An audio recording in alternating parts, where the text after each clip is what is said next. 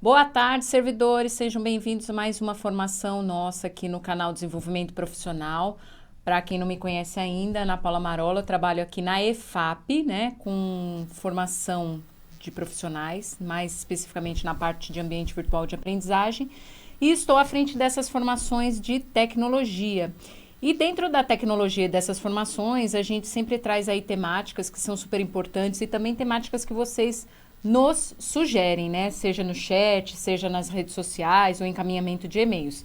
Então hoje a gente está voltando aqui com um tema que vocês pediram muito e também dentro da secretaria a gente tem aí vários pedidos dos servidores internos e também de conteudistas a respeito de direitos autorais, né?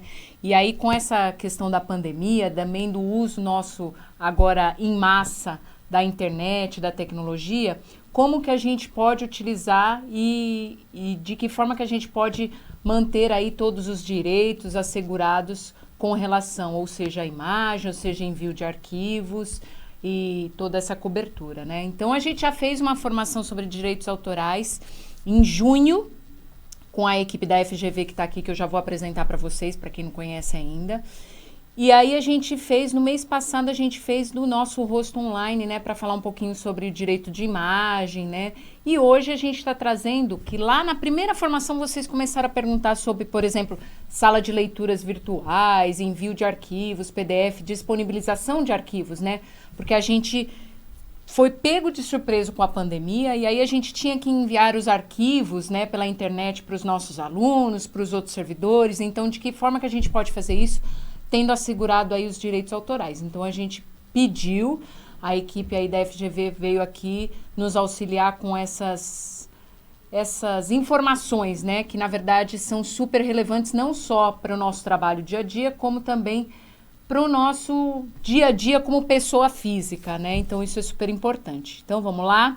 Eu vou apresentar, mas antes de apresentar, vou dizer para vocês que eu, a Thelma Carol, a gente está aqui, a gente vai ficar com o chat aberto o tempo inteiro. Então, se vocês tiverem dúvidas, considerações, vocês podem colocar no chat que eu vou lendo aqui, a gente vai parando, vai questionando. O legal dessas formações é a gente fazer essa interação e para ter essa interação a gente depende de vocês aí colocarem as posições de vocês, as sugestões ou mesmo as perguntas no chat para a gente interagir, tá bom? A formação vai ficar disponível também no repositório, lá do Centro de Mídias, e também no YouTube, para quem quiser ver posteriormente aí, fazer uma consulta, ou para quem não estiver assistindo ou na reprise, ou nessas possibilidades de assistir avulso aí que eu tô mencionando, tá bom? Então vamos lá, hoje nós estamos aqui, a gente vai falar, o tema é, não posso colocar PDFs na sala de leitura virtual? Questões práticas de direitos autorais em internet. Então, a gente está aqui com o pessoal da FGV São Paulo, que é o professor. Eu sempre me confundo não, eu sempre fico naquela, chamo de professor ou chamo de doutor. Então, vamos para o professor. Professor Guilherme Klafik é doutor e mestre em Direito Constitucional pela USP, líder e gestor de projetos no Centro de Ensino e Pesquisa de Inovação CEP e FGV Direito São Paulo, professor de pós-graduação Lato Sensu na FGV São Paulo, foi professor entre 2017 e 2018 na graduação da Faculdade de Direito São Bernardo do Campo, colabora com a Sociedade Brasileira de Direito Público desde 2011, onde foi coordenador do programa Escola de Formação Pública em 2017. Doutor Guilherme, professor Guilherme, seja bem-vindo aqui mais uma formação. Quer dar um oi primeiro, antes de eu apresentar a Tatiane? Ana Paula, de novo estamos aqui, né? Sinal de que ainda não enjoaram das formações que a gente vem trazendo. Então, dou muito boa tarde a todas e todos que nos assistem aí pelo YouTube ou pelo aplicativo de formação, né? É um prazer enorme estar aqui. E, Ana, em relação à questão, a gente pode ficar sempre tranquilo, porque a gente sempre é professor de coração, né? E aí a titulação é uma coisa menor nesse aspecto. Muito obrigado aí pelo convite de novo. Eu concordo. Até porque, como a gente até trocou e-mail, eu brinquei, né? O professor Guilherme apareceu até na Globo, né? Eu falei assim, ele é muito chique, então a gente tem que tomar cuidado, né? Com os termos que a gente utiliza, né? Vamos lá. A Tatiane Guimarães é pesquisadora no Centro de Ensino e Pesquisa e Inovação da FGV Direito de São Paulo, mestranda em Direito e Desenvolvimento na FGV Direito, agraciada com a Bolsa Mário Henrique Simonsen de Ensino e Pesquisa, graduada em Direito pela Pontifícia Universidade Católica, a PUC, e atualmente desenvolve pesquisa nas áreas de Direitos Humanos Digitais, Direito Autoral e Ensino Jurídico. Tatiane, professora Tatiane, obrigada por mais uma vez estar aqui com a gente, né? Para quem assistiu, a professora Tatiane esteve com a gente na nossa primeira formação, que foi sobre direitos autorais geral. Então, obrigada, seja bem-vinda mais uma vez aqui à secretaria. Obrigada, Ana Paula, é um prazer estar aqui com vocês de novo. Boa tarde, bom dia, boa noite, seja lá quando você está assistindo. E vamos para a formação, que eu estou super animada. Obrigada, gente. Vamos lá, então. A formação tá com vocês aí, pode seguir daí que eu vou interagindo com vocês.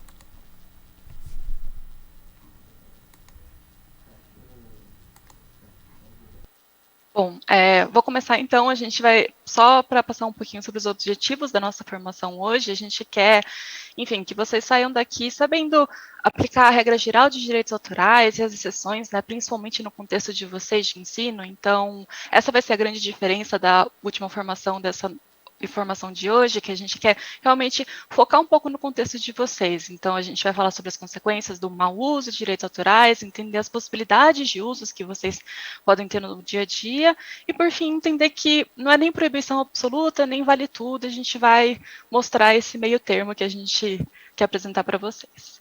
Então, passando para a estrutura do que a gente vai fazer hoje, a gente tem esses 5 momentos, a gente vai relembrar um pouquinho, né, a primeira oficina, para vocês poderem acessar, caso vocês não tenham acessado, e para a regra geral, relembrar, para quem não tenha, quem não assistiu, e para as questões e casos específicos que vocês mesmos trouxeram lá na primeira oficina, a gente, enfim, mapeou o chat de vocês, abrir para dúvidas, então mandem as dúvidas que a Ana Paula, gentilmente, né, vai colher para a gente, depois manda falar para a gente e a gente tentar responder aqui, e por fim fechar nosso encontro de hoje com dicas para ajudar um pouco a direcionar a atuação de vocês no dia a dia.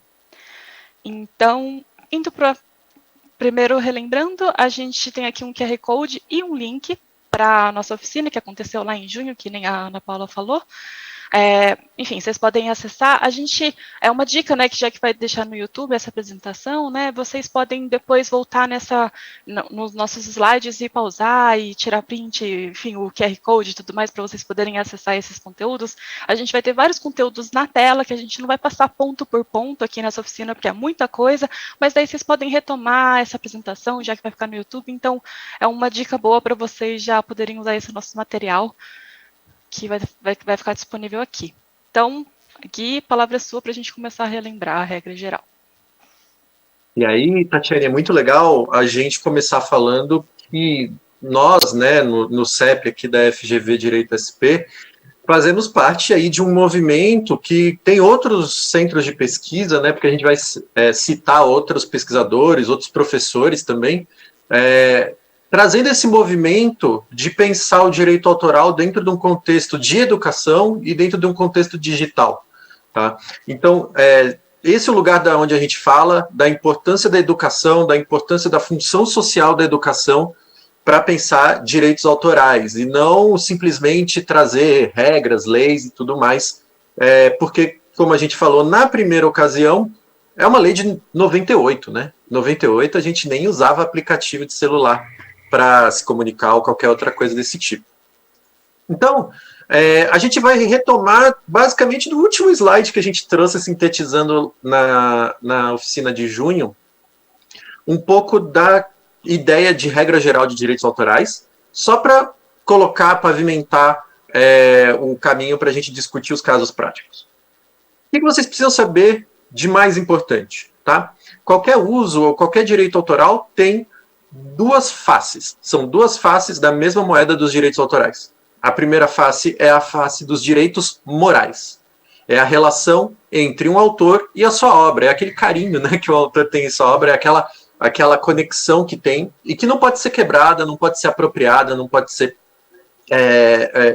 roubada, digamos assim, por outras pessoas que se digam serem autores daquela obra no nome dela. Então, esse é um primeiro ponto, direitos morais. Um segundo ponto são direitos patrimoniais. Tá? Direito patrimonial envolve basicamente o que você faz ou o que você não faz economicamente com aquela obra, com aquela criação que você teve. E por que é importante essa diferença, tá, pessoal?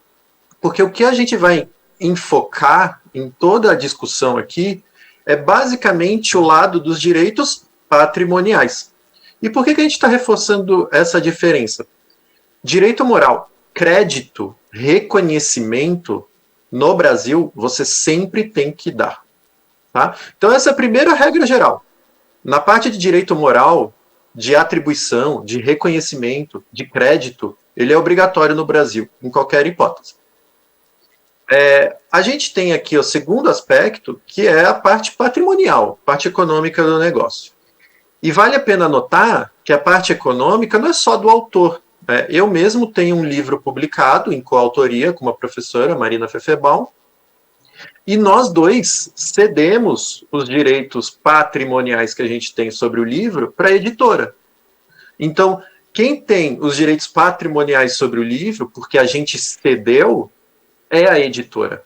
Então, só para mostrar também que quem é o dono, digamos assim, desses direitos, não necessariamente será o autor. Mas vamos pensar que é o autor geralmente.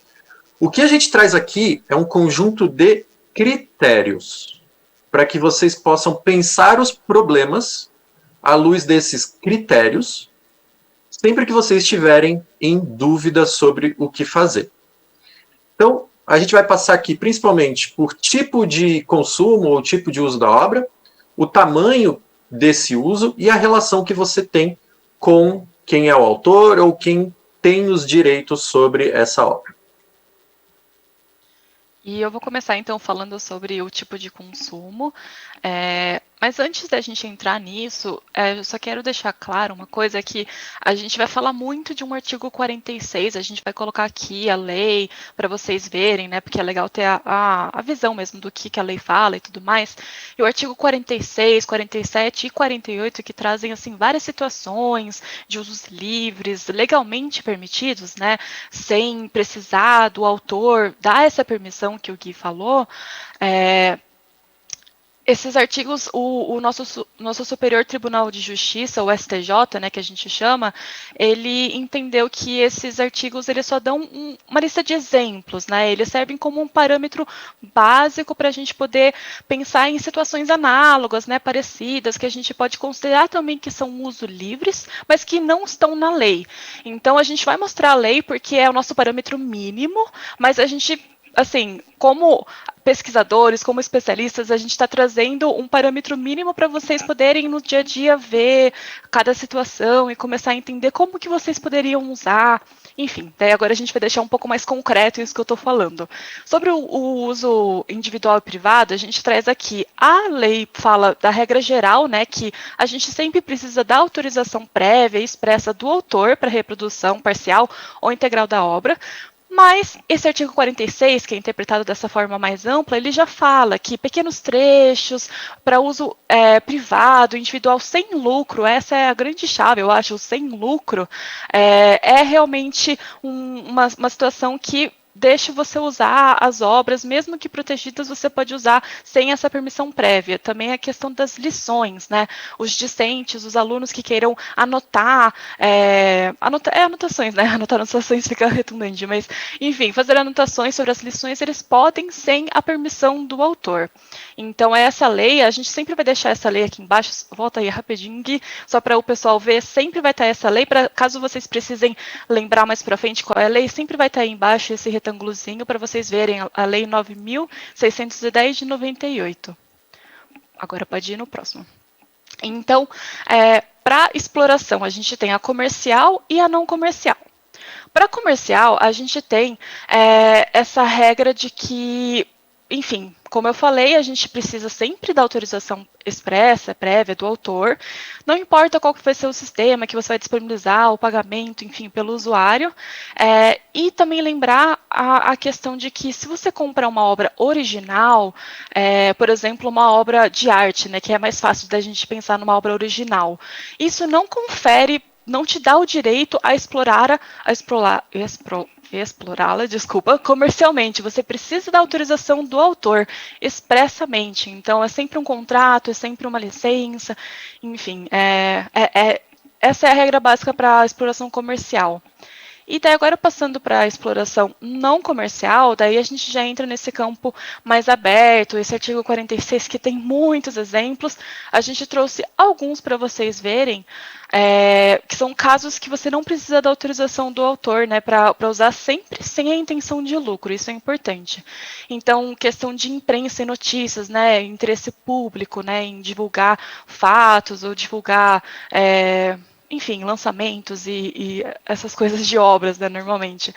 Discursos e pronunciamentos, questão da acessibilidade, que é muito importante. O Brasil assinou recentemente um tratado chamado Tratado de Marrakech, que reforça a lei que é lá de 98, que já estava falando sobre a questão das pessoas com deficiência, e agora esse tratado vem para reforçar e alargar essa interpretação, deixando as obras muito mais acessíveis, e é uma bela conquista assim, para a gente que é da academia, foi super legal. E por fim, também a questão de produção de provas, caso esteja num processo judiciário ou até administrativo, o uso dessas obras, de trechos e tudo mais, é completamente livre pela questão do interesse público, né, de poder investigar. E, antes de eu passar, então, a palavra para o Gui, essa última parte que eu tenho que falar, a parte do tamanho, que é uma polêmica bem grande, assim, principalmente a gente que vem do direito, a gente que tem muita discussão se a gente pode ou não, né, copiar livro, principalmente nos nossos CAs, nos nossos xerox das faculdades, mas enfim, isso serve para todo mundo. Questão que a lei expressamente fala sobre pequenos trechos para uso privado, sem intuito de lucro, mas a questão principal, o critério principal que a gente está trazendo é a questão do esvaziamento da finalidade econômica da obra. Essa cópia, essa reprodução, essa divulgação, esse envio, né, que a gente fala de envio das obras pelo WhatsApp e tudo mais, você está incentivando a pessoa a buscar o original, a comprar o original, ou você está esvaziando essa finalidade que a obra tem? É um tema controverso, assim, a gente tem até uma indicação que o Brasil está se encaminhando para a interpretação de que no ensino deveria prevalecer realmente o interesse de ensinar em cima do interesse do autor de lucrar sobre a obra, pela questão, né, de acesso à cultura, informação e tudo mais. O Tribunal de Justiça do Rio de Janeiro fala isso, mas ele ainda faz essa ressalva sobre obra parcial e ele não delimita esse parâmetro. Então, a gente tem essa tendência, os especialistas que a gente estuda falam que a gente está encaminhando para essa seara de prevalência do interesse da educação, podendo enviar obras inteiras, mas a gente ainda não tem isso muito consolidado. Bom, agora o Gui vai falar a outra parte. E vocês percebem que a gente está trazendo alguns critérios, porque a lei funciona da seguinte forma: regra geral, limites e exceções.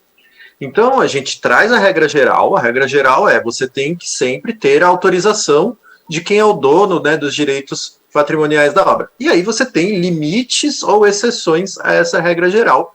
E a gente está trazendo os critérios. Então, a gente já trouxe o critério do uso individual particular, a gente já trouxe o critério do uso não comercial, né, ou da exploração sem intuito de lucro para algumas hipóteses. A gente já trouxe o tamanho, que se relaciona muito com o que a Tatiane falou sobre esvaziamento.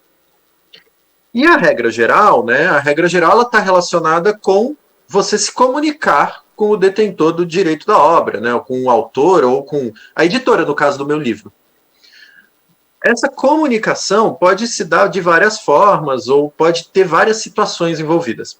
A primeira delas é a relação com quem detém esses direitos, né, ou com quem é dono dos direitos da obra, é indefinida. Eu não sei quem fez, tá? Eu não sei quem fez a obra, não tem nome, eu encontrei na internet. Isso é muito comum quando você faz uma busca de imagem num buscador, e aí ele te traz uma imagem dentro de um site, e aí quando você vai naquele site, muito raramente está indicada de onde foi tirada aquela imagem. Eu posso presumir que aquela imagem foi feita pelo aquele site? Aí começa a ter os problemas. Então, assim, obra anônima ou pseudônima, né, quando você assina com nome, com outro nome que não seu, não significa não ter direitos envolvidos, tá? Da mesma forma, se a pessoa faleceu, e o exemplo que a gente traz aqui foi o falecimento recente do Quino, que é o cartunista que fazia a Mafalda, né? O Quino faleceu em 2020, quer dizer que eu posso usar livremente os quadrinhos da Mafalda? Não, porque os quadrinhos da Mafalda, esse direito passa para os herdeiros do Quino, né? E esse direito vai ficar aí por 70 anos. Então, o fato de eu não encontrar o nome de alguém, tá? Não significa que eu não tenha direitos envolvidos aqui. Por isso, a regra é presuma sempre que tem alguém que tem esses direitos, tá? Tanto para você reconhecer e atribuir o crédito, quanto para você poder pedir autorização. Então, a simples omissão, ela não significa que você pode usar liberadamente o material. Outra questão é quando a pessoa não tem conhecimento que você está usando a obra. Isso, o máximo que pode fazer em seu favor é dar uma tolerância, digamos assim, né? Que a pessoa, por não saber, você está utilizando a obra e a pessoa não sabe, então está utilizando. Agora, quando a pessoa souber, ela pode tomar uma atitude. E é isso que a gente quer falar aqui, né? Sobre quais são as atitudes que uma pessoa que fica sabendo pode tomar, que é a segunda parte. Então, a pessoa, ou a editora, ou o próprio autor, os herdeiros, a editora, enfim, quem tem os direitos, ficou sabendo. Se ficou sabendo, ela pode não permitir. Esse não permitir pode ser tanto o que a gente chama de extrajudicial, ou seja, eu converso com a pessoa normalmente, né? Eu mando uma mensagem pela rede social para falar, olha, você não pode usar esse conteúdo na postagem, gostaria que você removesse. O YouTube mesmo, ele envia uma mensagem para você falando, olha, foi identificado que você está utilizando material protegido por direitos autorais, o autor optou por, e aí pode ser lá, monetizar o seu vídeo, derrubar o seu vídeo, autorizar o uso e por aí vai. Então, quando a pessoa fica sabendo, cabe a ela decidir o que fazer. Isso é importante para vocês verem os seus direitos também enquanto professores, para que outras pessoas não usem os trabalhos de vocês na internet sem vocês saberem e sem vocês terem permitido. Então, aqui a gente traz, né, essa importância de que, olha, a autorização concedida pelo autor não se estende a outras pessoas. Então, se eu contrato um canal, um serviço de streaming de filmes, né? Netflix, Disney Plus, Amazon Prime, e todos esses que estão no mercado, HBO Max e por aí vai. A autorização dada para que eu use não significa uma autorização para que outras pessoas usem necessariamente, tá? Então, isso é importante. E aí eu posso ter a pessoa saber e permitir, que é a melhor hipótese, né? Então, esse material vai ficar disponível no YouTube, no canal aqui do Centro de Mídias, para disposição de qualquer pessoa. A gente sabe, a gente cedeu os direitos e eles estão tranquilos, porque eles colocaram lá no contrato quanto tempo que a gente pode usar, que eles podem usar, para que eles podem usar, em quais canais eles podem usar. Então, isso é importante, né? Esses direitos, eles podem ser transferidos. E essa transferência, né, essa autorização pode ser feita de várias formas. Ela pode ser feita por meio de um contrato, ela pode ser feita, eu tenho um cantor que eu sigo na internet, que ele faz a autorização dele no comentário do vídeo dele no YouTube, então ele fala, vocês podem usar a minha música para conteúdo educacional. Se vocês quiserem para conteúdo comercial, entre em contato pelo meu e-mail, e aí ele coloca o e-mail lá.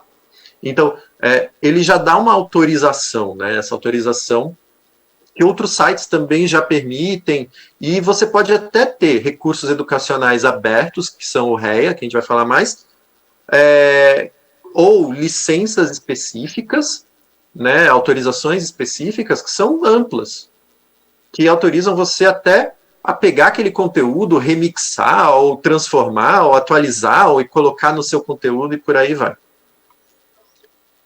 Então, só para dar um exemplo disso, o site do NICBR, né, que é nosso parceiro no projeto também, ele coloca lá embaixo, lá no final do site, que eles colocam uma licença autorizando que você use o site deles, desde que você compartilhe igual e faça atribuição. Ou então uma publicação como a que a gente fez sobre segurança na internet, e que foi colocada com uma licença, de novo, essa licença Creative Commons, que é o quê? É uma autorização padronizada que eu boto nas minhas obras. E aí isso permite que eu compartilhe, copie, redistribua. Vejam como tem vários verbos, né? Cada verbo é uma parte do direito que você pode escolher dar ou não dar. Então, as pessoas podem compartilhar, podem copiar, podem até redistribuir essa cartilha do jeito como, não como elas quiserem, mas compartilha igual.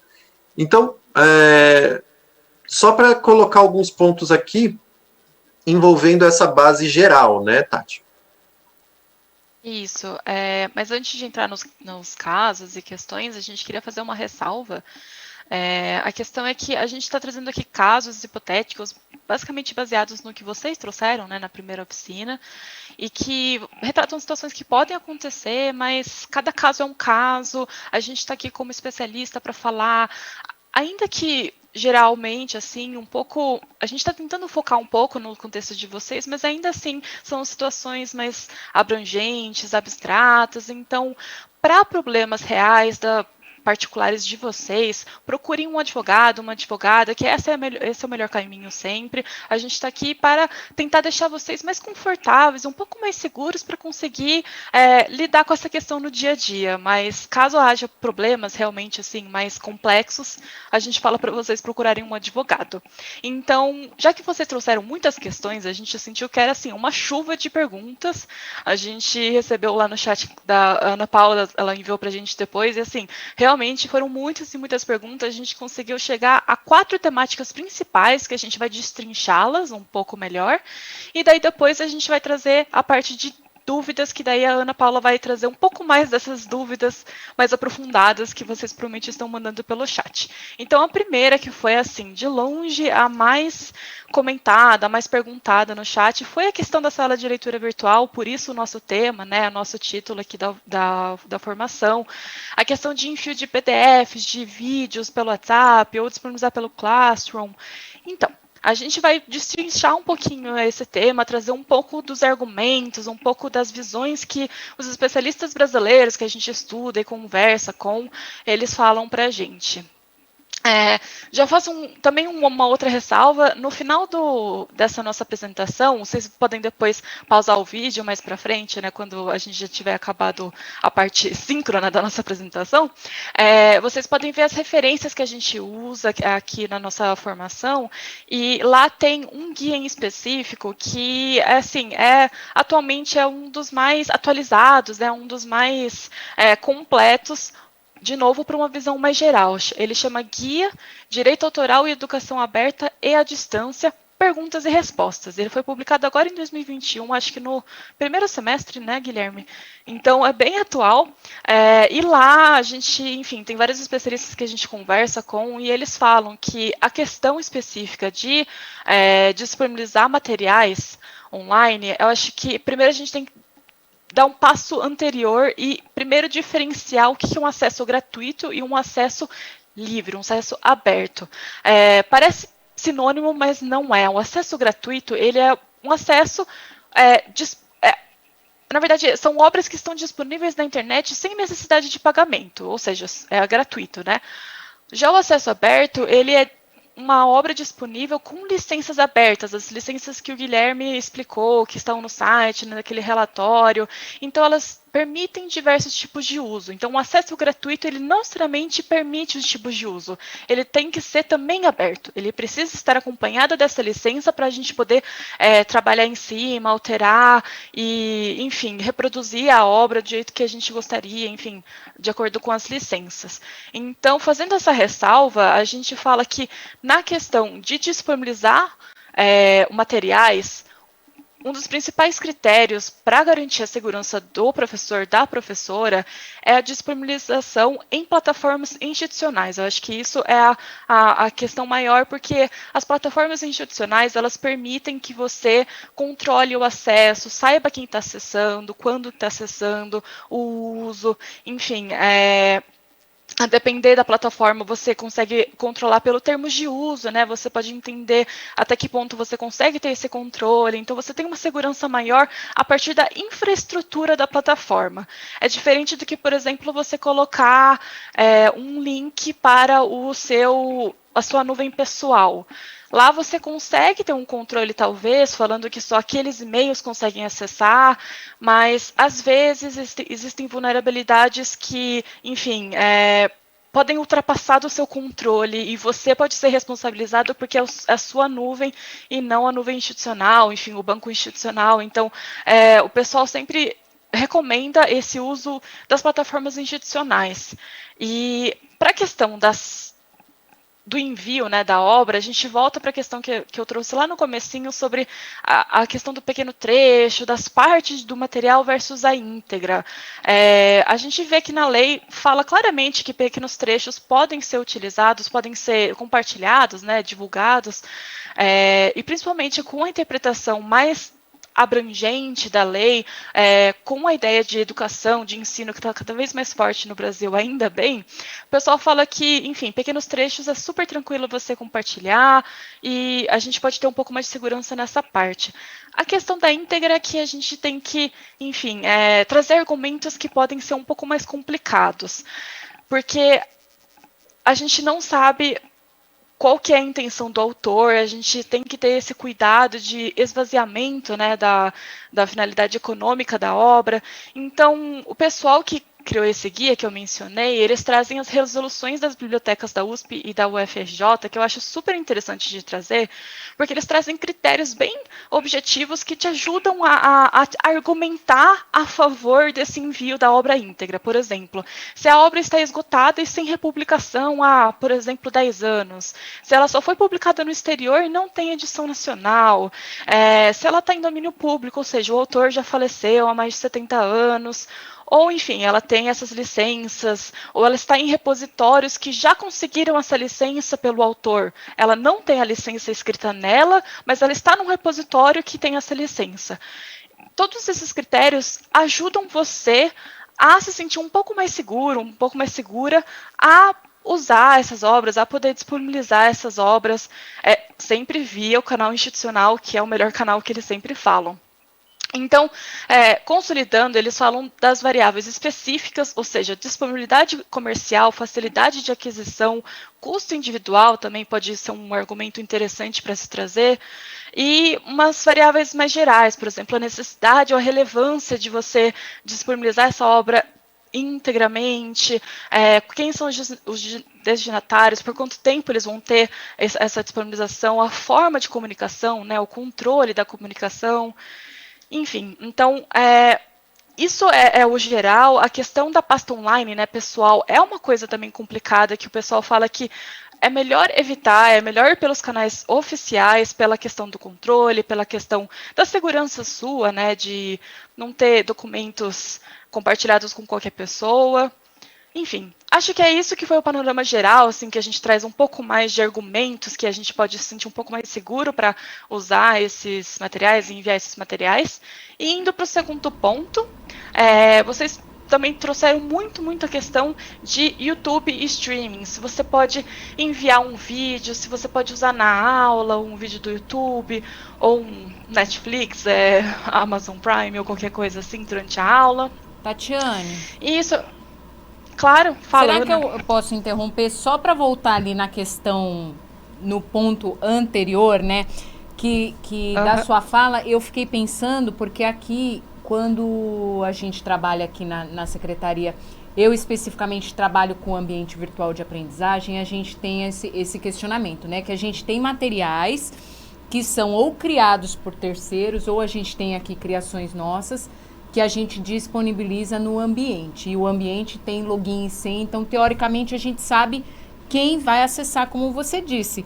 Mas a questão é, qualquer material eu posso disponibilizar? Não necessariamente, né? Eu tenho que continuar vendo direito de como eu posso transmitir isso, né? E eu acho que o problema principal, eu acho que o que foi tratado aí mais é o canal para ser uma coisa oficial. Por que eu pedi a palavra? Porque, na verdade, aqui na secretaria, tanto a escrita aí que está no PPT, está salas virtuais de aprendizagem, né? A gente não tem aqui dentro da secretaria nenhuma normativa de que exista sala de leitura virtual, né? Então, acho que é o primeiro ponto que a gente precisa deixar claro para todo mundo, não sei se todo mundo tem essa clareza, que a gente não tem essa normativa. Então, dado que não temos essa normativa, algumas diretorias, algumas escolas disponibilizam PDFs, arquivos e afins para os seus alunos, para os seus professores, enfim, que a gente tem. Tem alguns arquivos que a gente tem que encaminhar.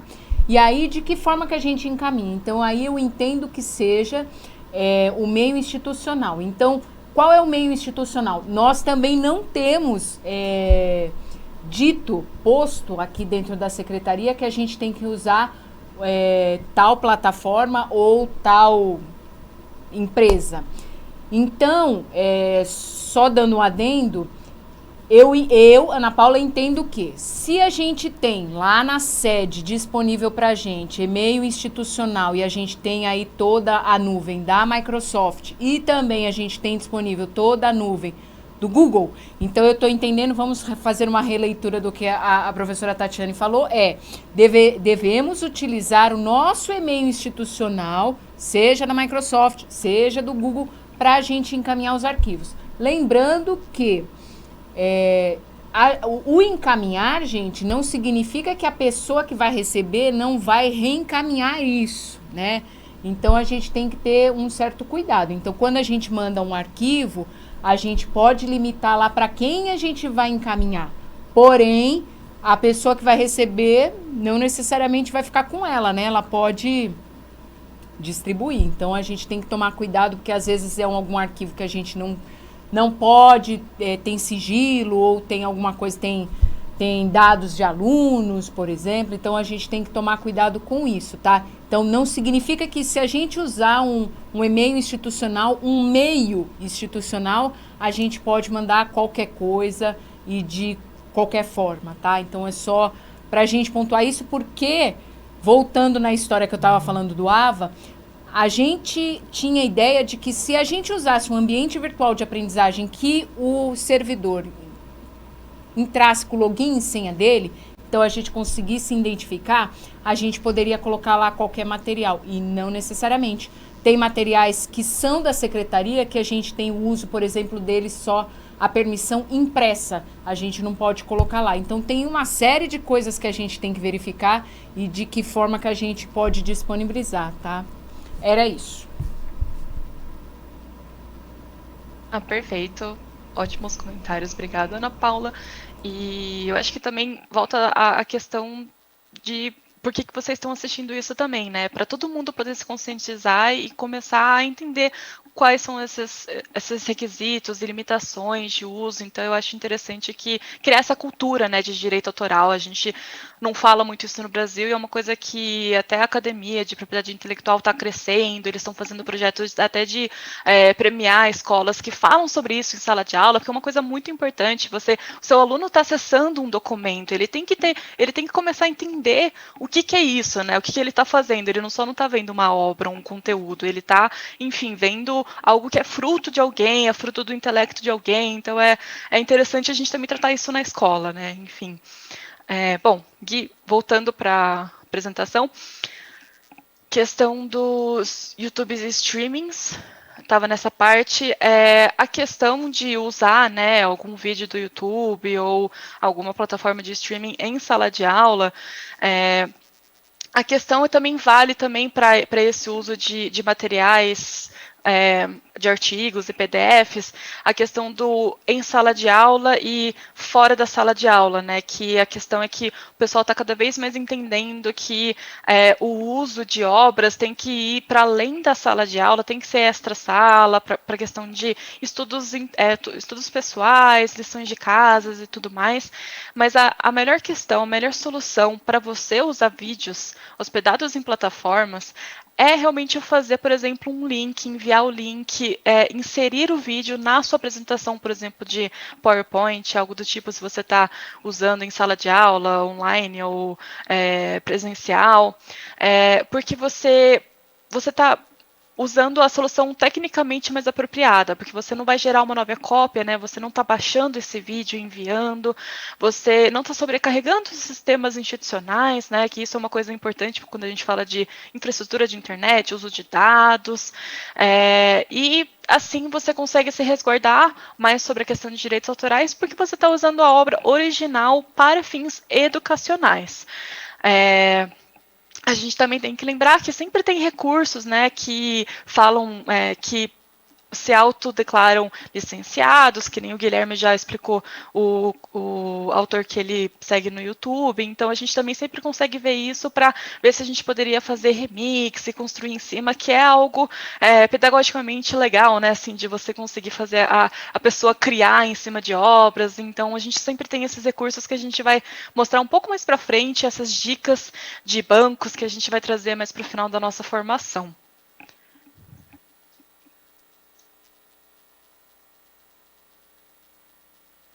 E aí, a gente tem mais duas questões que apareceram fortemente na discussão que a gente teve antes, né? Que é uso de músicas em sala de aula. E aqui tem duas faces, né? A primeira é aquelas músicas que hoje em dia estão nos serviços de streaming, como o Spotify, como o Deezer, como o Google Music, por aí vai. E pegando um pouco carona no que a Tatiane falou, né? A melhor forma de você trabalhar essas músicas é colocando o link para a pessoa acessar, né? Todas essas plataformas hoje têm o compartilhamento, porque isso vai fazer com que a pessoa escute a música na plataforma, isso vai fazer com que a pessoa já veja quem é o autor daquela música, já dê até visualização para aquele autor, remunerando aquele autor na plataforma. Então, uma coisa que a gente sempre faz, até por questões técnicas também, muitas vezes compartilhar fica ruim, é entregar o link e falar, 5 minutos de aula, escutem isso e depois voltem. Essa é uma solução tecnicamente melhor de todas, né? E aí, você tem, no caso de música, o que é interessante é que a lei já traz claramente a música como uma exceção. A lei traz claramente que execução de música em estabelecimento de ensino sem finalidade de lucro, né, com finalidade didática, não tem problema de direito patrimonial. E aí tem uma série de casos, pessoal, sobre festa junina, por exemplo, no Tribunal de Justiça de São Paulo. Festa junina, quando você paga a entrada da festa junina, então, na verdade, tem intuito de lucro, não tem? E só para vocês saberem um pouco, por que o uso de música tem essa preocupação, né? A gente tem um órgão, que é o ECAD, que ele fica fazendo esse controle aí do uso da música para remunerar os autores das músicas, né? E quando vocês vão para uma plataforma, por exemplo, o YouTube, a gente já teve experiência aqui de fazer uma aula, colocar essa aula na internet pela Fundação Getúlio Vargas, e durante a aula a gente tocou uma música. Né? Durante uma aula a gente tocou uma música ali na hora da atividade, para deixar mais lúdico, e o YouTube automaticamente reconheceu aquela música. Como o YouTube automaticamente reconheceu aquela música, provavelmente notificou o autor, né?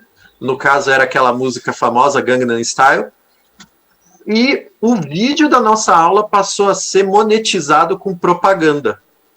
A propaganda, o dinheiro vinha para a GV? Não, o dinheiro ia para o autor. Então é até legal para vocês saberem disso, que às vezes vocês estão vendo um vídeo na internet e tem aquelas várias propagandas no meio do vídeo, né?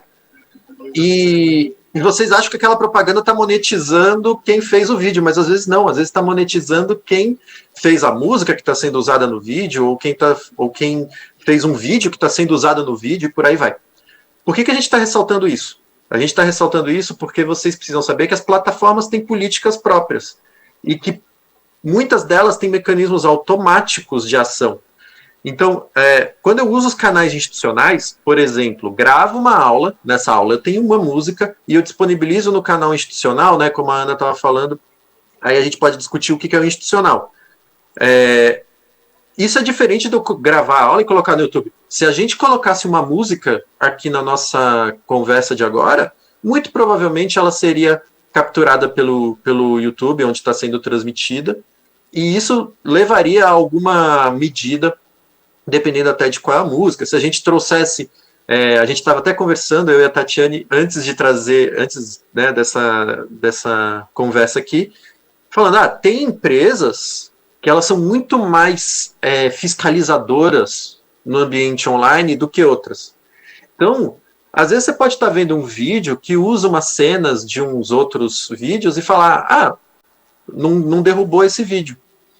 Mas, se você usa de uma outra empresa, pode ser que aquela empresa derrube o seu vídeo do ar, derrube a sua aula do ar, derrube aquele conteúdo que você fez, especialmente se ela entender que aquilo tem finalidade de lucro, né? E aí a gente sempre fala, toma cuidado com o uso que tenha finalidade de lucro. Cursinho na internet, estou vendendo pacote de aula que eu dou na internet, esses cursos que a gente vê, né, as várias jornadas que a gente vê para tentar capturar cliente. Então, isso é uma coisa relevante. E o último caso, que foi muito curioso, que a gente recebeu, foi, então, os documentos burocráticos ou os planos de aula, as notas de ensino que a gente faz, como é que isso aí tem ou não direito? E a lei de direitos autorais, né, ela é clara quando ela fala, olha, tem alguns tipos de obras, de criações, ou de mesmo ideias, que não são protegidos. Então, a ideia não é protegida, o método não é protegido. Então, se eu falo assim, método PBL de aula, né, que é o ensino, aprendizagem baseada em problema, não dá para você patentear esse método de dar aula, mas você pode patentear um determinado... você pode não patentear, mas você pode registrar, né, como de direito autoral, um determinado passo a passo, com determinadas explicações sobre cada um dos passos e um nome para isso. E aí você tem uma marca registrada, que tem a ver com isso que você está desenvolvendo. Nota de ensino. Nota de ensino é algo que a gente se acostumou a não ver nem como uma criação, né? Plano de aula, a gente já se acostumou a nem ver como criação. A gente tem um banco de notas de ensino, né? E isso aí é relativamente comum na internet. E a gente tem a preocupação de falar, olha, essas notas de ensino podem ser usadas por você porque a gente deu essa licença. Mas é importante notar que o plano de aula é protegido. Então, se ele está lá escrito como um material, né, um material que você produziu e está lá, ele é protegido. Então, outro professor poderia até usar, mas teria que ter uma autorização. Então, diferenciar aqui o documento burocrático, e aí tem documentos oficiais, não tem proteção aqui, então eu posso, se eu quiser, e pode ser que eu faça isso, eu estou aqui com a lei de direitos autorais pronta para compartilhar, se a gente precisar fazer algum comentário em cima da lei de direitos autorais. E eu estou tranquilíssimo de compartilhar ela aqui numa gravação, porque esse é um material oficial que não tem essa proteção aqui. Então, essas foram algumas dúvidas que foram trazidas na última conversa, Ana, e a gente acha que o mais importante talvez seja abrir mesmo para a gente conversar por 30 minutos sobre essas dúvidas específicas, o que vem, o que não vem, né, como a gente fez na última, porque é o mais rico aqui também, ouvir os casos para tentar desdobrar o que pode ter de abstrato a partir deles. Então, vamos abrir para conversar, né?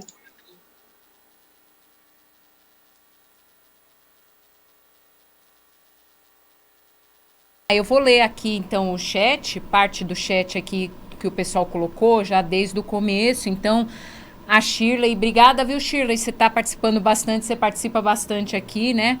A Shirley colocou: se fizer cópias de obra em PDF e divulgar a obra para diversos segmentos, estaria contribuindo para a questão do esvaziamento econômico, tendo em vista que o autor deixa de vender sua obra e não lucra com o seu trabalho.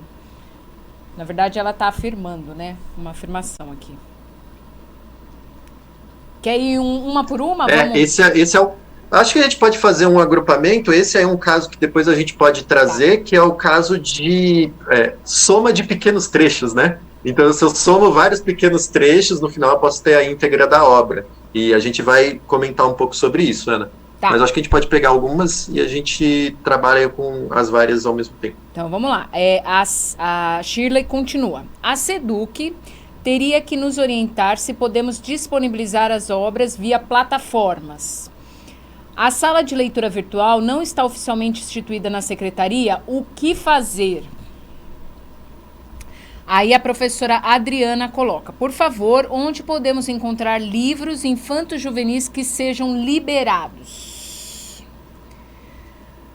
Professor Geraldo coloca: se o material é autoral, criado no Word, ele pode ser convertido em PDF e pode ser disponibilizado pelo autor? Caso contrário, seguem as restrições legais do direito autoral?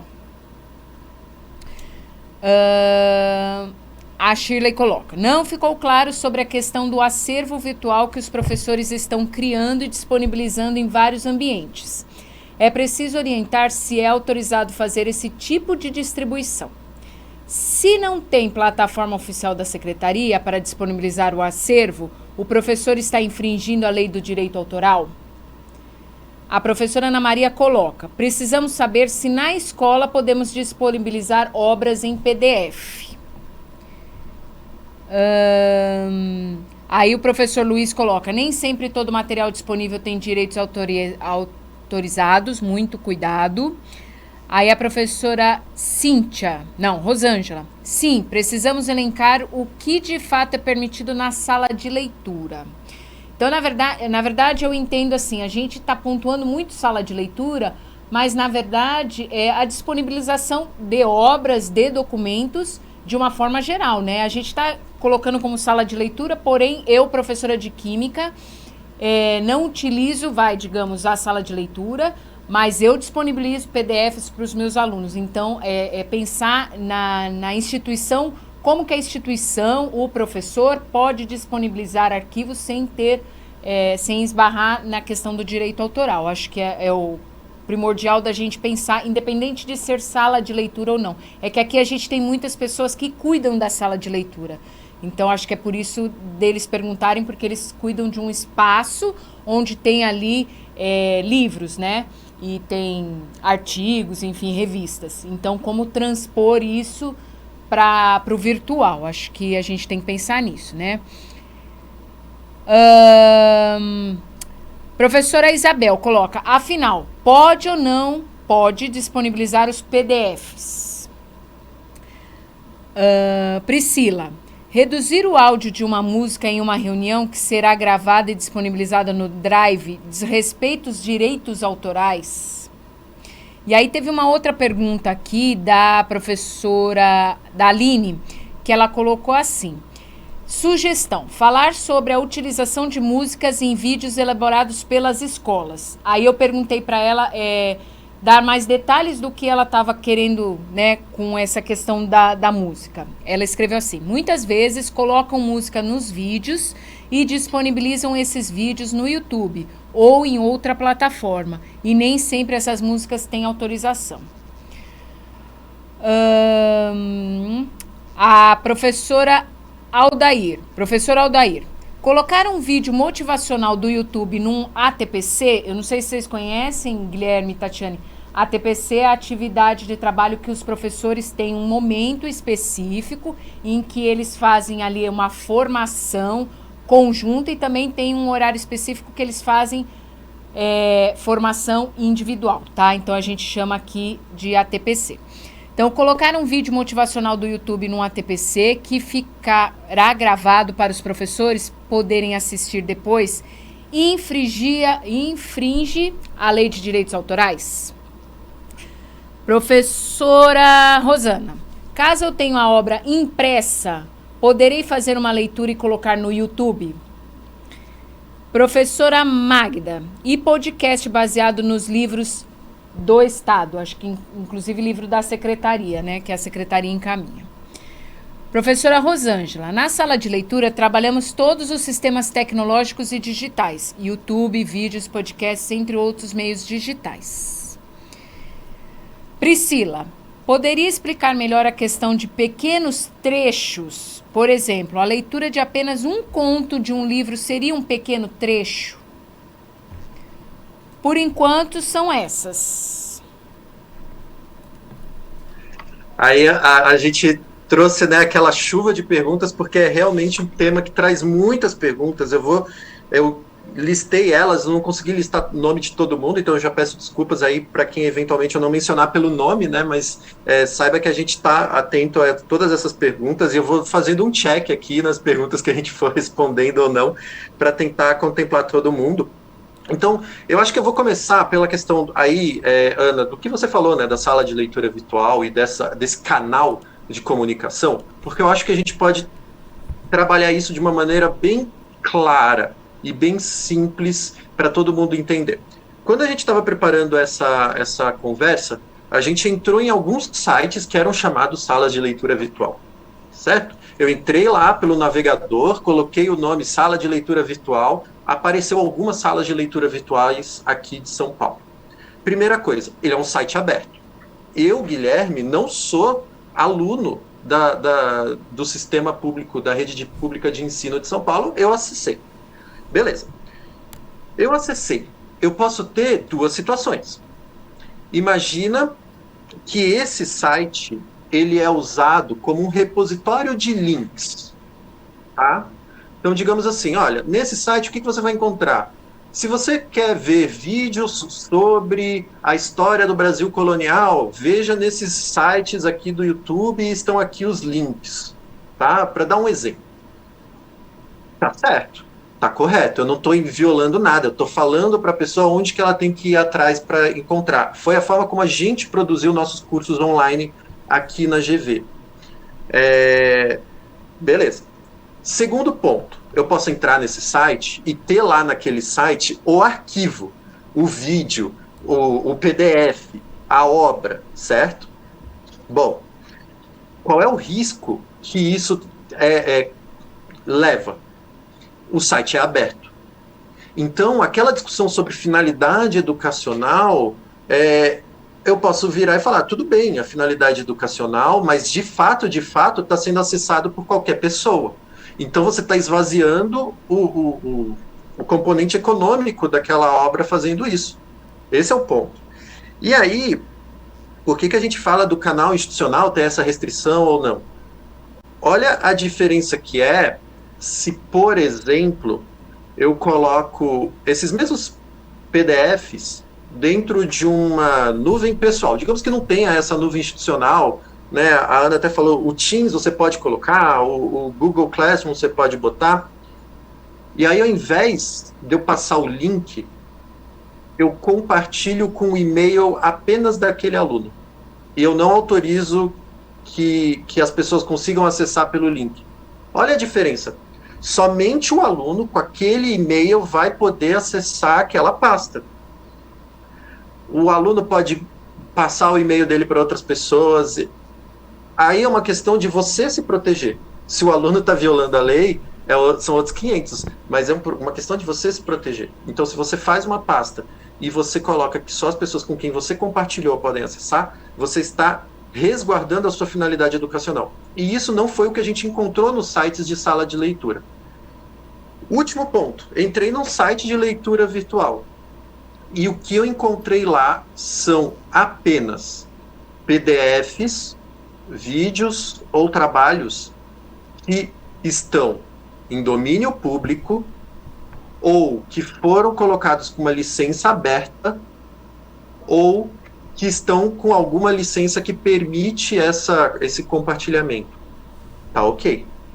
Então, se vocês entrarem, por exemplo, no site do REA Paraná, que é Recurso Educacional Aberto, tá, pessoal? Guardem essas 3 letras, REA.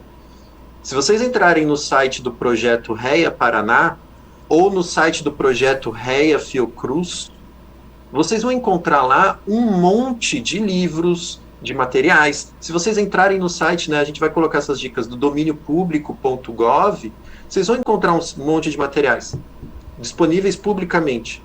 Tem alguma violação de direito autoral ali? Não, porque eles são permitidos de fazer isso. Então, o que a gente está colocando aqui, pontuando aqui é, tomem cuidado com esses sites abertos para todo mundo, porque aí você não consegue justificar a finalidade educacional que você conseguiria justificar se você só compartilha com seus alunos. Mesma coisa mandar PDF por WhatsApp. Se eu mando PDF por WhatsApp, eu estou, na verdade, permitindo que o PDF role pela rede inteira. E eu já recebi muitos arquivos de PDF de livro, e depois a autora, no caso era uma série sobre, inclusive, literatura negra, a autora falou assim, olha, pessoal, a gente já fez o livro com um custo super baixo para que ele fosse disponível, e vocês estão compartilhando pela internet, não façam isso. E ela veio, e aí a gente vê o encaminhamento das mensagens logo em seguida chegando, não compartilhe esse conteúdo, não baixe esse conteúdo, vá atrás, o valor já é baixo e tudo mais. Então, por isso, Ana, que a gente falou do repositório institucional, porque ele garante você da finalidade educacional. Dá para fazer isso em outros meios? Dá. Dá para fazer um site aberto com materiais abertos? Dá, e você não está violando nada. Então, na hora de fazer a curadoria da sala de leitura virtual, e é importante tomar cuidado para você não ser o responsável ou a responsável por isso, na hora de fazer a curadoria, toma sempre cuidado com 2 coisas. Primeira, a atribuição do crédito, reconhecimento do crédito da obra. Fale sempre quem é o autor, de onde que você tirou e por aí vai. E segunda coisa, saiba sempre se aquela obra pode ser colocada num repositório aberto, né? A gente não está nem discutindo finalidade educacional ainda, mas se ela pode ser reproduzida num repositório aberto. Com isso, eu acho que eu respondi várias perguntas, inclusive até mesmo sobre onde encontrar livros infanto-juvenis, por exemplo, no domínio público, que se eu fosse dar uma dica, você pode colocar livro infanto-juvenil REA, REA, que é Recurso Educacional Aberto, ou licença aberta. E aí você vai encontrar uma série de repositórios, e aí você pode encontrar repositórios em inglês também, para professoras e professores de inglês, usando essas palavras, Recurso Educacional Aberto, o REA. Tati, vamos fazer um ping-pong, eu vou te checando aqui o que eu acho que eu já respondi com isso, e você vai respondendo outras coisas. Tá certo. Eu acho que eu então iria para a questão dos pequenos trechos, né, que acho que ainda não ficou tão claro, porque realmente é uma questão muito complicada, assim. O exemplo que deram de um conto de um livro seria um pequeno trecho? Acredito que sim. A gente tem um histórico de boatos, né, que dizem que 20, 30% de um livro seria um pequeno trecho aceitável, meio que os juízes do Brasil entenderiam que isso está tranquilo. Sim, acredito que sim. A questão é quando falaram sobre a digitalização do documento para PDF, né? Que o Guilherme comentou que vários pequenos trechos que acabam, né, compondo uma obra inteira.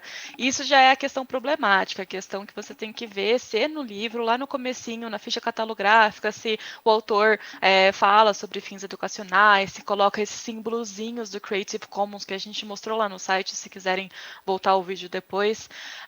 Aquele selo é super interessante porque cada itemzinho que ele vai adicionando são licenças extras que vão sendo adicionadas, são verbos, né, que o Guilherme comentou lá, de usar, compartilhar, reutilizar, né, recriar, enfim. Então, a questão é que você tem que ver isso. Você tem que pressupor, normalmente a gente usa como pressuposto que todo livro é protegido por direito autoral, você não pode digitalizar ele por completo para disponibilizar em PDF. Isso seria uma violação de direito autoral, porque o autor, a gente pressupõe que ele tem esse interesse econômico, e daí a gente vai para a discussão da disponibilização íntegra que eu comentei, que os nossos especialistas daquele guia, que vocês vão ver a referência já já, eles comentam, né, que se a obra é antiga, se o autor já morreu há mais de 70 anos, se a obra não foi revisada, reeditada, né, republicada, se a obra é estrangeira e não teve nenhuma versão brasileira. Esses são critérios que te ajudam a ter um pouco mais de segurança para disponibilizar a obra íntegra, por causa da dificuldade de acesso, talvez o valor alto de importação e vários outros critérios que podem ajudar você a usar com um pouco mais de conforto essa obra, a disponibilizar essa obra, mas enfim, a digitalização por completo de um documento novo,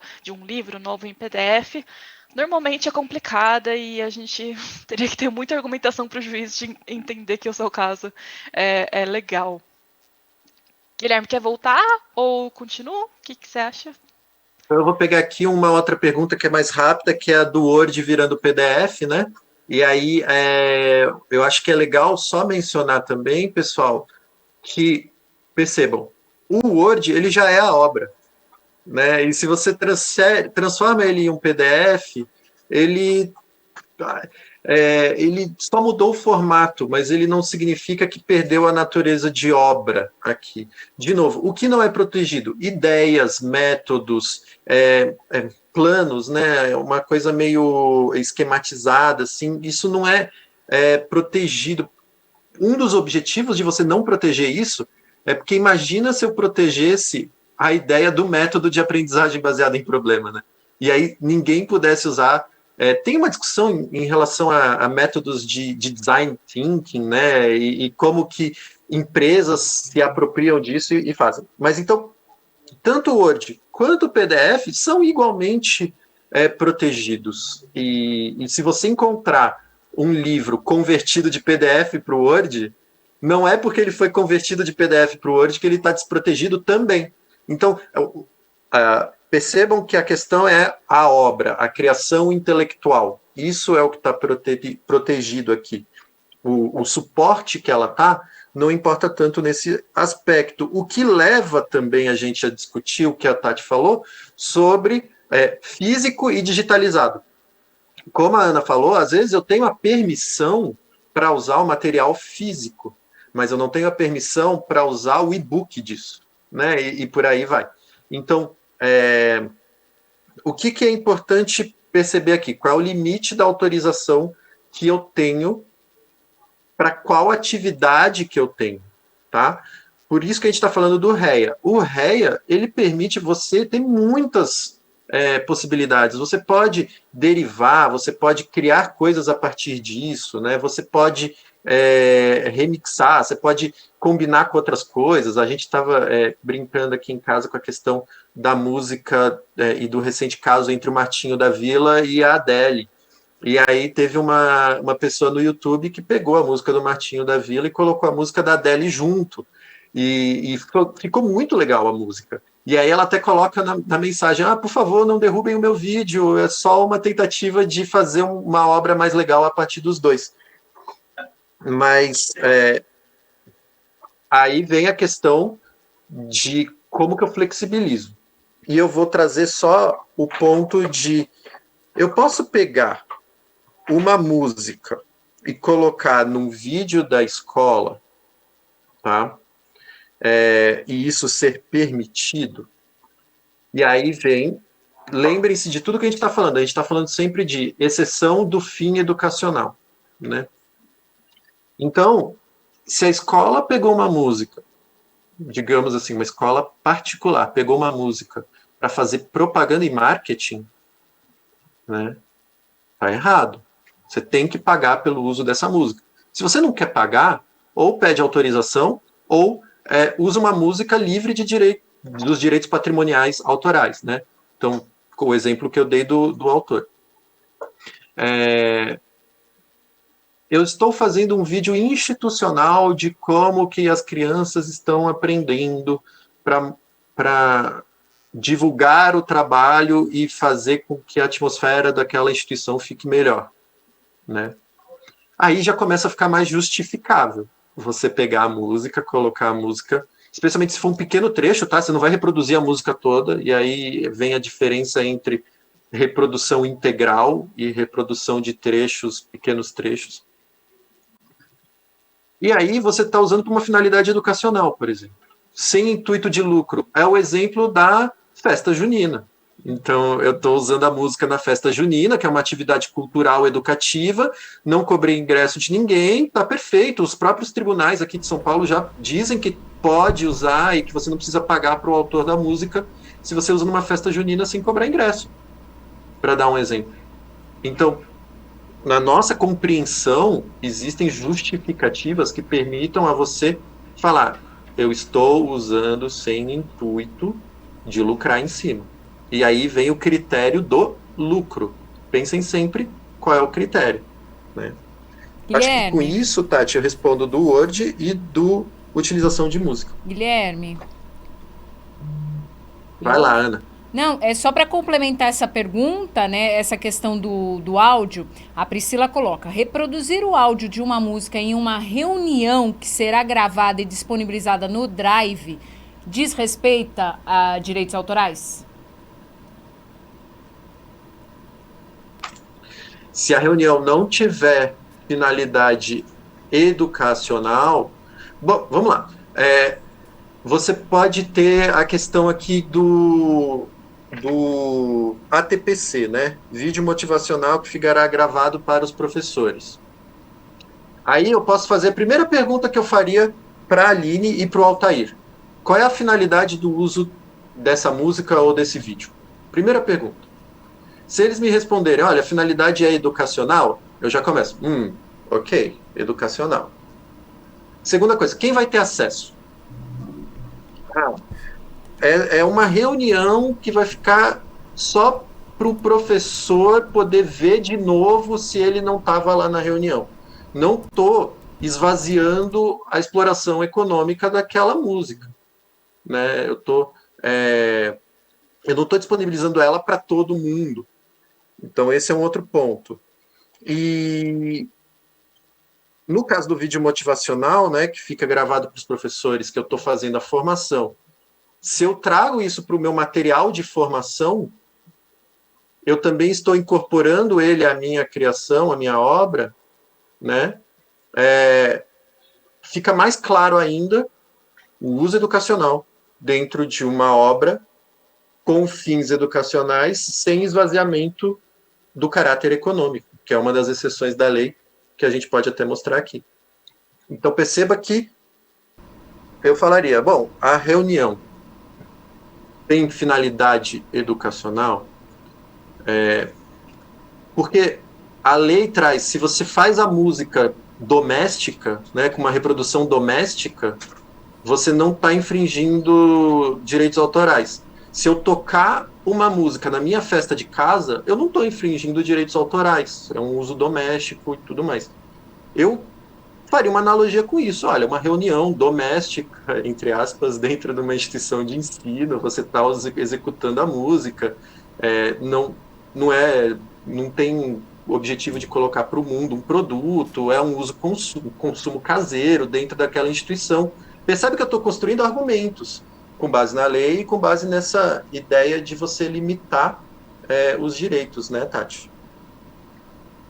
Exatamente, e eu acrescentaria também, porque eu não lembro exatamente, mas a questão do uso de um vídeo que dentro de uma formação que será gravada, por exemplo, se acabar sendo, por exemplo, a nossa formação aqui, se a gente quisesse usar um vídeo no YouTube ou uma música, e vai ficar no YouTube, né? Acho que a gente tem que lembrar aquele ponto que o Guilherme trouxe antes do funcionamento do YouTube, da identificação automática, e isso toma muito cuidado, porque não são só as grandes empresas que acabam cadastrando na plataforma, chama o Content ID, né, a ferramenta que eles usam, mesmo para que o Guilherme comentou que as empresas normalmente ficam prestando atenção por causa da finalidade econômica, né, de youtubers, por exemplo, querer monetizar o vídeo que está falando sobre tal série, coloca vários vídeos sobre a série. Então, às vezes, mesmo quando é um um conteúdo educacional, quando é uma formação, ou até um produto, né, que as crianças, que os jovens gostam de publicar no YouTube, depois fizeram alguma peça, alguma coisa assim, a identificação automática não vê muito contexto, então tomar muito cuidado. E isso é um jeito também de conscientizar todo mundo, né? De entender e de ir atrás de repositório, explorar todo esse universo que a gente vai trazer já já no slide. Tem muitos repositórios que vocês conseguem achar, efeitos sonoros, músicas, artigos, livros, elementos visuais. Então, assim, bandeiras e tudo mais, assim, são muitos conteúdos que existem por aí, abertos, e que eu acho que é muito pouco visto aqui no Brasil, e a gente acha que a gente acaba estando de mãos atadas, sabe, em relação a isso, e a gente está tentando passar aqui a impressão de que, na verdade, não, na verdade a gente tem muito conteúdo, e que a gente só precisa ver, a gente só precisa achar, sabe, então a gente está querendo dar esse ferramental para vocês acharem e usarem com os alunos, informações e tudo mais. E Ana, trazendo um pouco dessa ideia que eu estava falando, até para falar da escola, pode disponibilizar? Não tem diferença muito grande entre a escola ou um professor. A escola pode violar direitos autorais tanto quanto um professor. A diferença é quem vai ser responsável. Se a escola viola direitos autorais, o responsável pela violação é a escola, e aí o Estado, né, no caso da Secretaria de Educação, pode ir contra o responsável pela escola e pedir, olha, então você ressarce os cofres públicos e por aí vai. Então, assim, a escola pode disponibilizar? Não, de novo, não tem diferença. Uma sala virtual feita pela escola e uma sala virtual feita por um professor curador e uma sala virtual feita por uma professora individual é tudo a mesma regra. Pode ter uma diferença se a Secretaria de Educação tiver alguns contratos específicos para usar determinadas obras, e aí você tem algo mais oficial. Agora, escola, professor curador, professor individual, todos estão sujeitos às mesmas regras. E como eu falei, que eu tenho tranquilidade de compartilhar porque é legislação, é a lei, né? Se vocês entrarem na lei de direitos autorais, como a Tati colocou mais atrás, e só para dar o exemplo da reunião que a gente falou, olha o texto da exceção, tá? Esse é o texto da exceção. Então, a representação teatral e a execução musical, quando realizadas no recesso familiar, que foi aquele exemplo que eu dei de eu estou estudando e estou ouvindo música, ou para fins exclusivamente didáticos, nos estabelecimentos de ensino, não havendo em qualquer caso intuito de lucro. Se eu for literal, tá? Se eu for olhar isso aqui literalmente, olha, parece que a execução musical numa reunião de escola não está coberto. Mas aí vem o que a Tatiane colocou lá no início, que os tribunais brasileiros estão compreendendo que isso daqui é um exemplo, é um critério mínimo. E é a partir desse critério mínimo que eu estou falando para vocês, olha, eu entendo que uma reunião dentro de uma escola que vai ficar gravada para que outros professores vejam depois, e aí você coloca uma música, sei lá, porque você quer fazer o ambiente ser amigável no início, e aí você bota uma música para as pessoas irem entrando na sala e ficar amigável, ou no intervalo. E você só deixa aquilo restrito aos professores, com aquela reunião e tudo mais, eu não vejo muita diferença disso para um realizado no recesso familiar.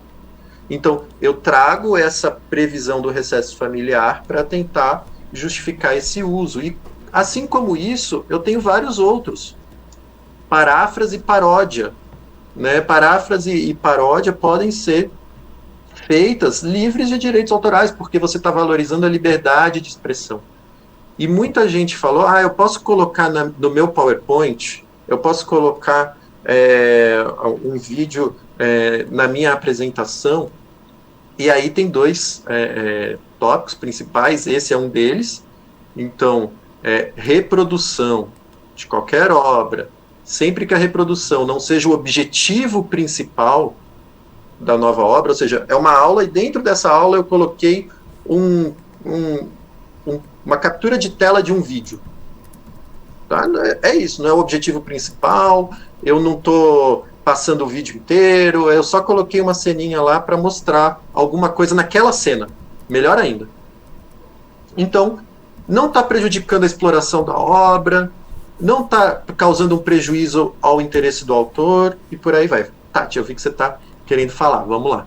Isso.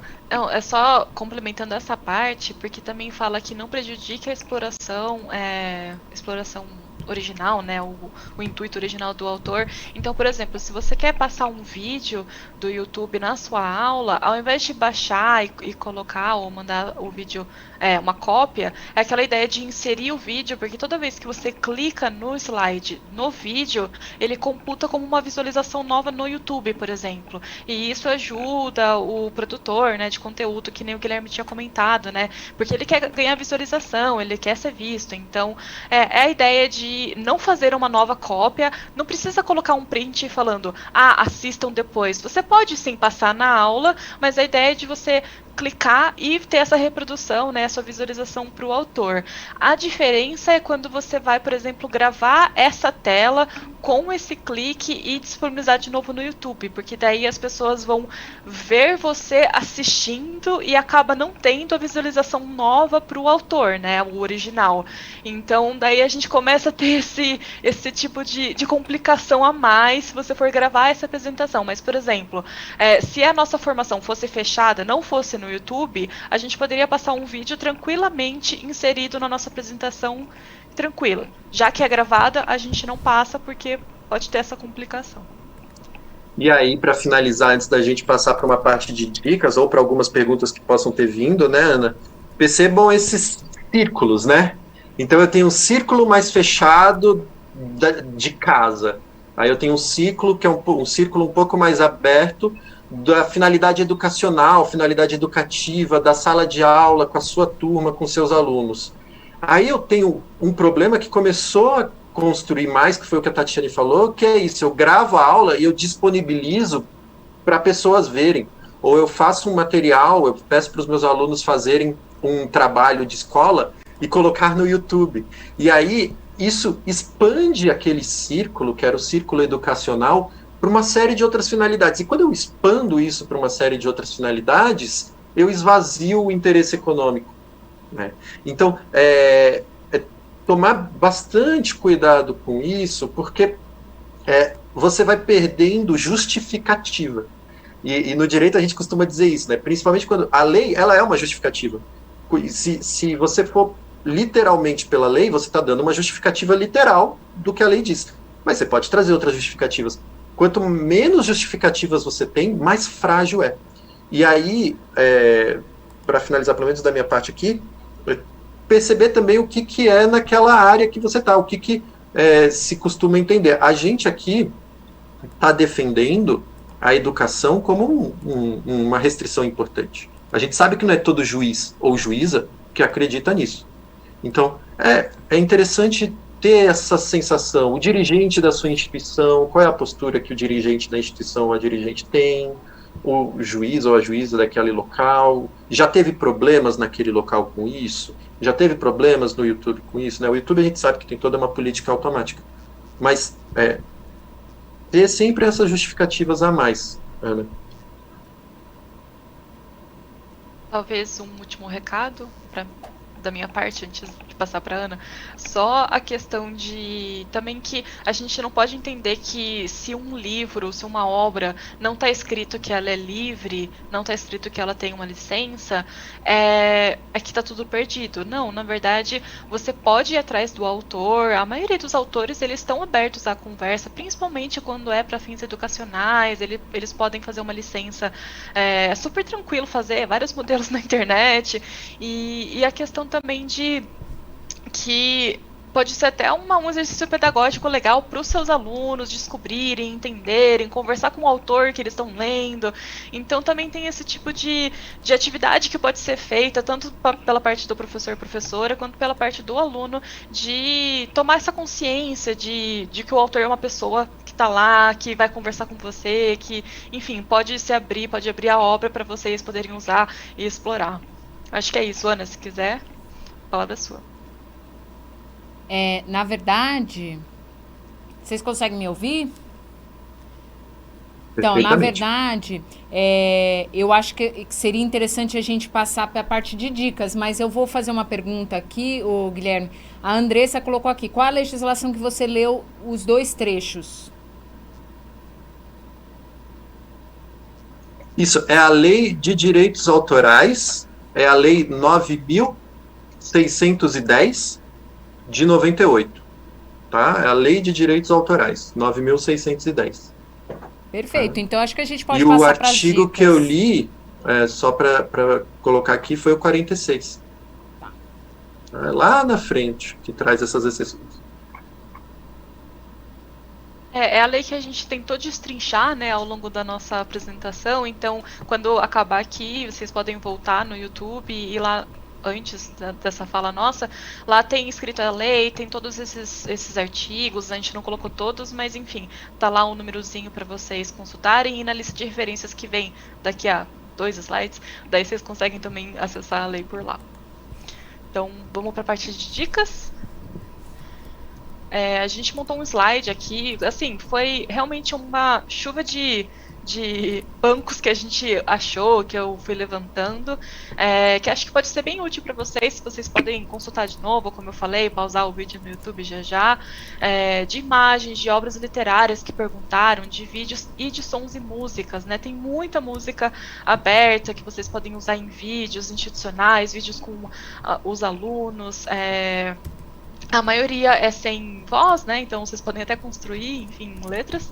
A única questão é a biblioteca de áudio do YouTube Studio é feita para o uso do YouTube, então é uma licença mais específica. Vocês acabam não podendo usar para fazer a divulgação em outras redes. Apesar de vocês postarem no YouTube, vocês não poderiam usar essa obra em outras redes, Instagram, Facebook e tudo mais. Mas de resto, a gente colocou esses bancos livres, não são os únicos, óbvio, tem muito mais, é que a gente só colocou os que eu mais uso, por exemplo, então, que é o que eu estou mais acostumada, e eu posso falar que eles são bons. E Guilherme, se quiser. E aqui, Tatiane, só um ponto, né, que eu acho que é importante frisar de novo. Esses bancos, muitos deles vocês vão ver logo do lado da imagem falando assim, você pode usar essa imagem com uma licença Pixabay, por exemplo, né? Que é uma licença que permite você usar e você não precisa nem atribuir o nome, atribuir o crédito e tal. E aí a gente só ressalta aqui que muitos desses bancos são estrangeiros também, né? Então, gravem que, por mais que essas licenças permitam que você use, e você até não precisa colocar o nome de quem foi o autor ou a autora daquela obra, no Brasil, como a gente falou, né, direito moral, esse reconhecimento e esse crédito tem que sempre ser dado. Então, eu só estou ressaltando isso porque muitas vezes você vai entrar nesses bancos de imagem, né, e você vai encontrar lá as imagens falando, você pode usar isso na sua apresentação, mesmo para fins comerciais, sem colocar crédito. Mas tomar cuidado, porque no Brasil você tem que acreditar, você tem que reconhecer o autor da obra ou a autora da obra, tá? Perfeito, isso aí. Então aqui são as referências que eu falei desde o começo, tem o guia que a gente usa muito e tem algumas obras que a gente também fez, uma série de artigos no Medium, né, uma plataforma de publicação de artigos que a gente fez sobre direito autoral em geral, então vocês podem se aprofundar um pouco mais dos seus estudos lá. E agora, Gui? E a gente faz parte também de um projeto que é o Programa de Formação de Educadores em Direitos Humanos Digitais. Então a gente considera que direito autoral não é só uma coisa chata, direito autoral está na Constituição previsto como proteção, porque as pessoas não podem se apropriar das ideias das outras, especialmente se elas quiserem lucrar com isso. Pensem em vocês, enquanto professoras e professores, pessoas pegando o que vocês fazem em sala de aula e usando, por exemplo, como seria chato. Então, a gente sempre fala também desses cursos para ajudar nessa formação em direitos humanos digitais, tá? Isso faz parte, não é só direito autoral. E a gente também convida vocês a se inscreverem no nosso 6º simpósio Crianças e Adolescentes na Internet, porque a gente sabe que direito autoral não é o único problema, a gente tem direito de imagem quando a gente grava, a gente tem o direito de educação da criança, Então a gente gostaria sempre de trabalhar isso em conjunto. A gente deixa os nossos contatos. Eu já tive muita gente que eu respondi depois da primeira conversa, perguntando e tirando dúvidas sobre isso. Então, se vocês tiverem qualquer questão, podem entrar em contato com a gente vai mostrando esses materiais que são muito interessantes. Não se esqueçam dessas 3 palavrinhas, dessas 3 letras, REA, Recurso Educacional Aberto. Gravem isso na cabeça de vocês, coloquem os materiais de vocês como REA, tem uma normativa, acho que da Secretaria de Educação trazendo isso, depois se informem sobre essa questão dos REAs, e a gente fica novamente muito grato, né, Tatiane, a gente fica muito grato aí pelo convite, Ana, e fica à disposição. Bom, eu aqui que agradeço vocês pela participação, pela parceria, né, que a gente acabou criando aí nessas formações e também, como você relatou, Guilherme, que as pessoas estão se sentindo tão pertencentes já, né, aqui a nossas formações, que já entram em contato com vocês e já tiram as dúvidas. Eu acho que essa é a nossa finalidade, trazer a informação e ajudar o servidor, não só o professor, né, todos os servidores, no dia a dia deles, no trabalho deles, que já a gente já tem tantos problemas, vamos tentar minimizar e tornar a coisa um pouquinho melhor, né? Então, eu agradeço aí a participação do Guilherme, da Tatiane, e agradeço a participação de todo mundo aí que passou essa 1h30 aí com a gente, discutindo, trazendo aí os relatos e as perguntas no chat, tá bom, gente? E volto a dizer que a secretaria está de portas abertas para vocês, pessoal da FGV, você, Guilherme, você, Tatiane, por favor, a gente está aí à disposição de vocês para o que vocês precisarem e também para vocês retornarem com mais formações e informações para a gente, tá bom? Bom, gente, obrigada, acabou o nosso tempo, semana que vem a gente está aqui de novo, obrigada, bom trabalho para quem ainda vai trabalhar e boa tarde para os demais, tá bom? Tchau, gente!